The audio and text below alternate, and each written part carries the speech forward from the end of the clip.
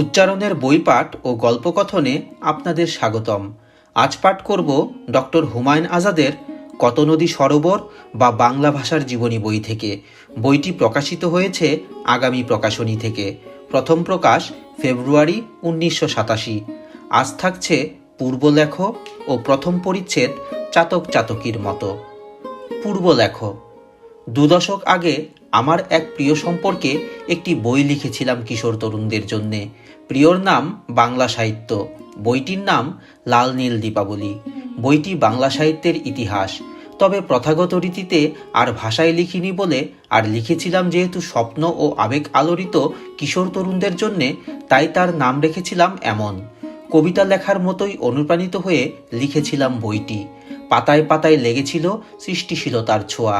কয়েক বছর আগে আবার অনুপ্রাণিত হয়ে আমার আরেক প্রিয় সম্পর্কে লিখি এ বইটি। এ প্রিয়র নাম বাংলা ভাষা। আমার ভেতরে এর নাম জেগে ওঠে কত নদী সরোবর বা বাংলা ভাষার জীবনী।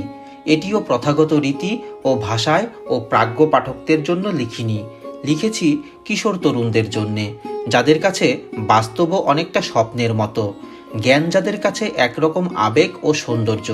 আমার 2 অচ্ছেদ্য সম্পর্কে জড়িত প্রিয় সম্পর্কে কিশোর তরুণদের জন্যে 2টি বই লিখতে পেরে সুখ পাচ্ছি। এ বইটি প্রথম বেরিয়েছিল ধানশালিকের দেশ এর একটি বিশেষ সংখ্যায়। আমার 2টি বই, ফুলের গন্ধে ঘুম আসে না ও এটি, খুবই অল্প সময়ের মধ্যে লিখেছিলাম এ পত্রিকায় সম্পাদকের আগ্রহে। বইটির 2য় সংস্করণ বেরোলো, এতে সুখ পাচ্ছি। ভালো লাগছে যদি বইটি আবারও গ্রহণ করে আবেগ ও স্বপ্নকাতর কিশোর তরুণেরা, কিশোরী তরুণীরা।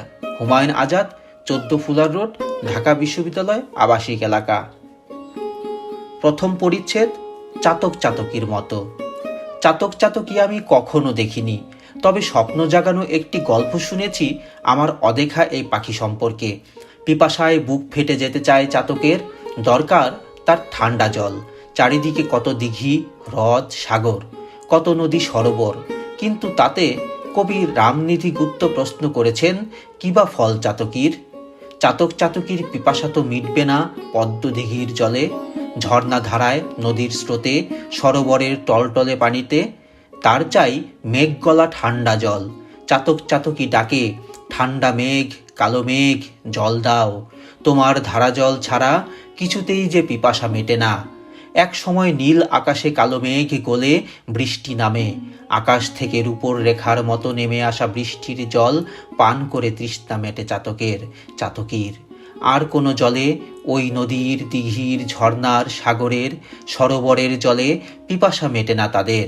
আমরা সবাই ওই চাতক চাতকীরই মতো।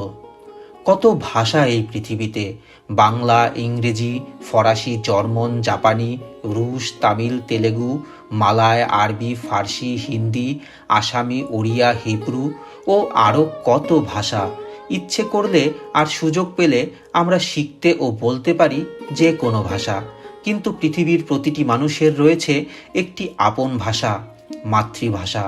যে ভাষা তার মায়ের, যে ভাষা তার বাবার, যে ভাষা তার সমাজের অন্যান্যের, যে ভাষা তার নিজের। নিজ ভাষা বলে আর শুনে যে সুখ, তা পাওয়া যায় না অন্য কোনো ভাষায়। প্রতিটি মানুষের মূল পরিচয় তার ভাষায়, তার জাতীয় পরিচয়ও খচিত তার ভাষায়।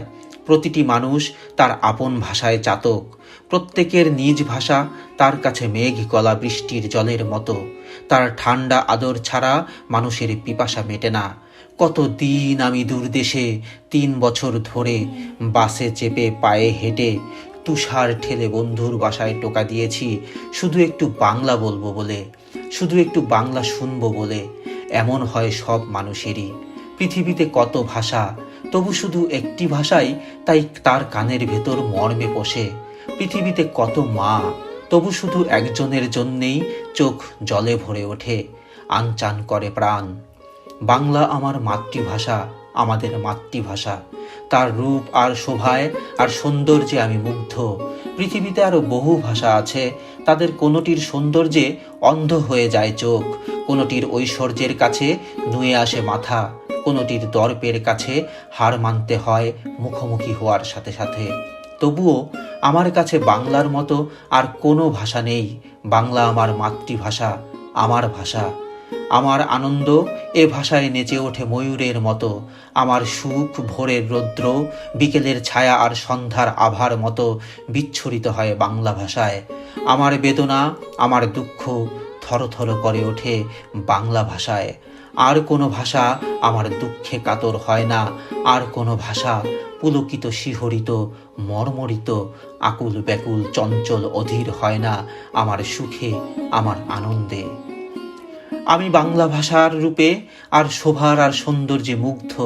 আমার মায়ের মুখের মতো সে শান্ত, তার অশ্রুর মতো সে কোমল কাতর। আমার মায়ের দীর্ঘশ্বাসের মতোই নরম আমার মাতৃভাষা। কখনো সে অন্য রূপ নেয়, শোভা ছড়িয়ে দেয়, মুগ্ধ করে আমাকে অন্যভাবে। তাকে দেখে আমার চাঁদের কিরণের কথা মনে পড়ে, জ্যোৎস্নায় ছেয়ে যায় চারিদিক। তার শরীর থেকে দুটি ঠিকরে ওঠে, ঝলমল করে ওঠে চিত্ত। যখন বাংলা ভাষা দীর্ঘশ্বাস ফেলে, তখন আমার চণ্ডীদাসের নাম মনে পড়ে। তার উল্লাসে আমার মনে পড়ে মধুসূদনের মুখ। তার থর থর ভালোবাসার নাম আমার কাছে রবীন্দ্রনাথ। তার বিজন অশ্রুবিন্দুর নাম জীবনানন্দ। তার বিদ্রোহের নাম নজরুল। বাংলা আমার ভাষা, এ ভাষা ছাড়া আমি নেই। হাজার বছর আগে জন্ম হয়েছিল বাংলা ভাষার। প্রাচীন ভারতীয় আর্য ভাষা মানুষের মুখে মুখে রূপান্তরিত হয়ে বঙ্গীয় অঞ্চলে জন্ম নিয়েছিল এক মধুর কোমল বিদ্রোহী প্রাকৃত, তার নাম বাংলা। তাকে কখনো বলা হয়েছে প্রাকৃত, কখনো বলা হয়েছে গৌড়ীয় ভাষা, কখনো বলা হয়েছে বাঙালা, কখনো বাঙ্গলা। এখন বলি বাংলা বা বাংলা। এ ভাষায় লেখা হয়নি কোনো ঐশী শ্লোক। জন্মের সময় বাংলা ভাষা স্নেহ পায়নি সমাজ প্রভুদের, কিন্তু তা হাজার বছর ধরে বইছে ও প্রকাশ করেছে কোটি কোটি সাধারণ মানুষের স্বপ্ন ও বাস্তব। বৌদ্ধ বাউলেরা এ ভাষায় রচনা করেছেন দুঃখের গীতিকা। বৈষ্ণব কবিরা ভালোবেসেছেন, হাহাকার করেছেন এ ভাষায়। মঙ্গল কাব্যের কবিরা এ ভাষায় রচনা করেছেন লৌকিক মঙ্গল গান। এ ভাষায় রচিত হয়েছে আধুনিক মানুষের কত না উপাখ্যান। এ ভাষার জন্য উৎসর্গিত হয়েছে আমার ভাইয়ের রক্ত।